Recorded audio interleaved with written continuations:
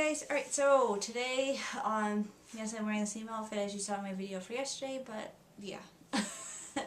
So today, as you guys know, my schedule is to talk about a childhood memory.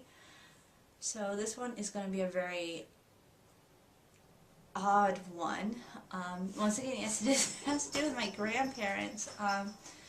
And before people go, what did your parents not do a lot of things like special with you guys? Yeah, they did, but like the ones that stand out to me so much are, the ones with my grandparents.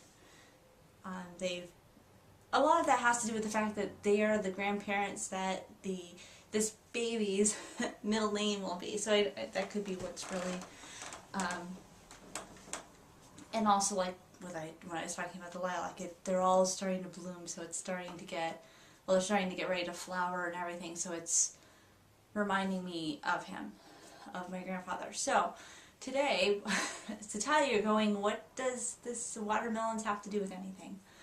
Well, my grandfather, which like my mom said, when they grew up, my grandfather was a very, he was in the military.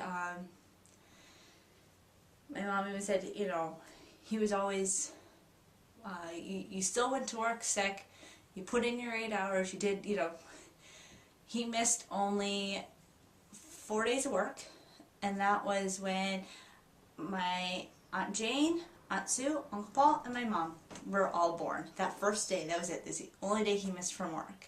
4 days. And he was there for quite a while where he was. But, so, it seems like, he had a, split personality that basically once he had the grandkids, it was totally different. But he taught my brother and I how to spit our watermelon seeds. We'd have a contesting on their front porch, and he would teach us, we just spit it really good, and we would crack up laughing so hard, and so would my grandmother, which was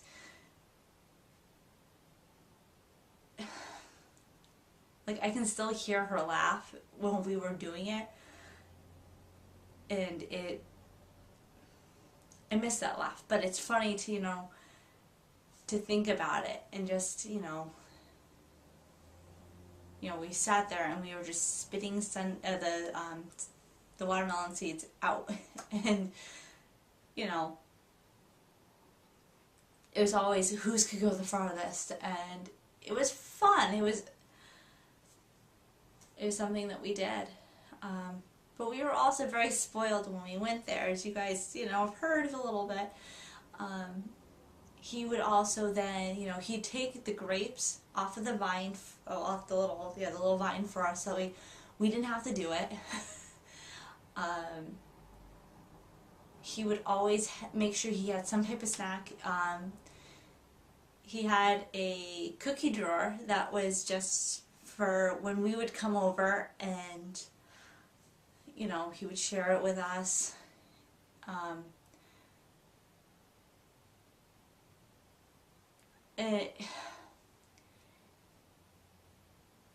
As sad as this is gonna sound, when my grandparents passed away, we were living next door to them.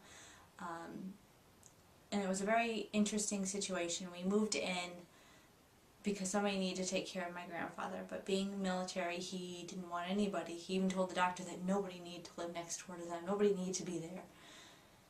And so my parents purposely let their house get foreclosed on, so that way my grandfather was helping us.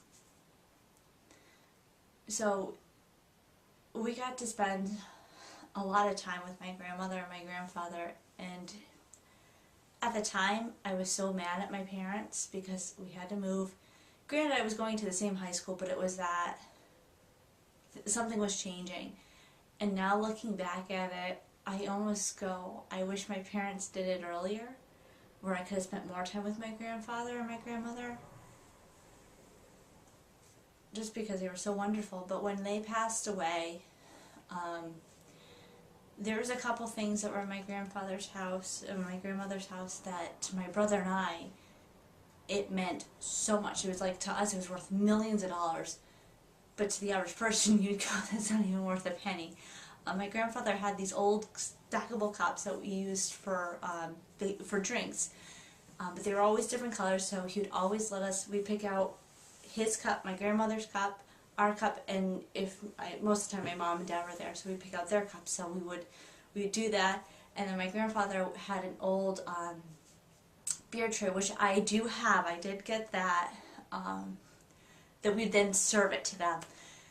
And those cups, it's funny that my brother and I still say we wish that we had grabbed those cups, because they, you know, us having our own kids now, you know, we kind of wish that, you know, my parents would be able to do that with our kids, because it's definitely something that we both remember so much. But,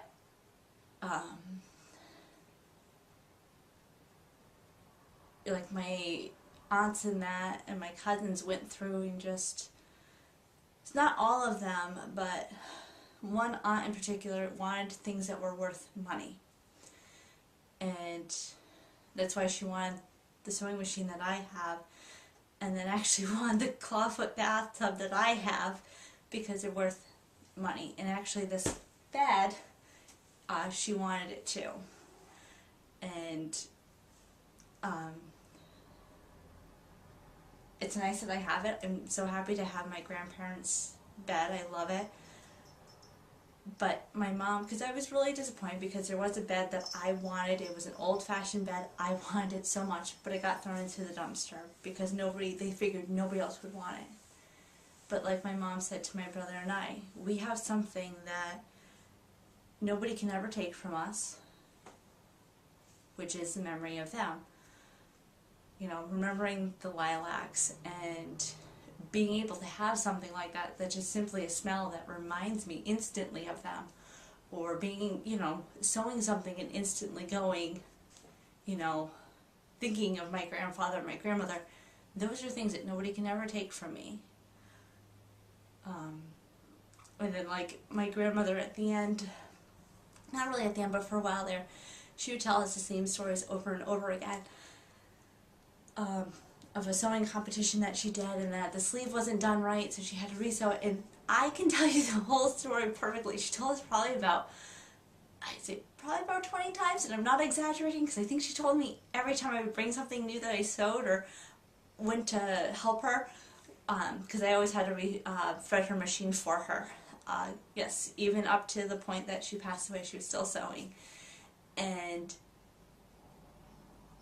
you know, I would just always sit there and let her share it with me, because I knew that it was a very passionate, you know, it was a story that she wanted to share with me. And that's like, you know, unfortunately my grandfather, it was hard for my brother and I to see him before he went, because he couldn't remember who we were. And it bothered my brother quite a bit, to the point where the last time we went to see him, my brother he ran track, and he wanted to bring the medals to show my This is what happens when you have an old cat and two young ones. They are brats. The kids don't even fight that bad. But anyway, so my brother wanted to bring the medals to show my grandfather, but because my grandfather didn't remember who we were, my brother didn't bring them. So we went there to see my grandfather that day, and he had a great day. In his mind, he was back at boot camp, and he had made peanut butter and jelly sandwiches for the guys, and he got to hand them out, and he was just in such a great mood, where most of the time we went to see him, he was in such a bad mood. And then, of course, a couple weeks later, probably say 2 weeks later, he passed away. And it was hard on my brother, very hard on my brother, because my brother and my grandfather were two peas in a pod. They were best friends. My grandfather taught my brother and I both how to climb a tree, but really my brother. And there was a tree in the backyard that, you know, my grandfather every time would, you know, help my brother to get up there, and then my brother could do it by himself to get up in the tree. And when my grandfather passed away, we looked for my brother everywhere, but I never thought of looking up. And sure enough, he was in the tree. But those are things that my brother and I both get to hold, and we hold them very dear to us, that we have those memories, and that's part of the reason why I really want this baby born on the 24th. It would be my grandparents' wedding anniversary. So, which I never knew. I didn't find that out until I told my mom that, you know, that they moved my due date to the 25th. I knew that our wedding anniversary is my great-grandparents, but to now know that the 24th, you know, I think that was a date that was offered to us with the car accident, and I said, no, if I can't have the 12th, I'm not going to do it. So it would have been nice for somebody to say, hey, there is a backup plan, you know, you could go with the 24th, and it would still be, you know, somebody's wedding anniversary. But, so, yeah, this was about, I guess, a little bit more than just watermelon seeds. It's, you know, the fact that, you know, cherish your grandparents, and, you know, make sure you give them a big hug, because someday they're not going to be around. But it's also a good way to find out about things about your parents. Like, you know, your mom kicking a nun and telling one to go somewhere. Yeah. Those are the good things about grandparents. They tell you those things about your parents that your parents would never tell you. So, thank you for watching, and I'll talk to you guys later. Bye.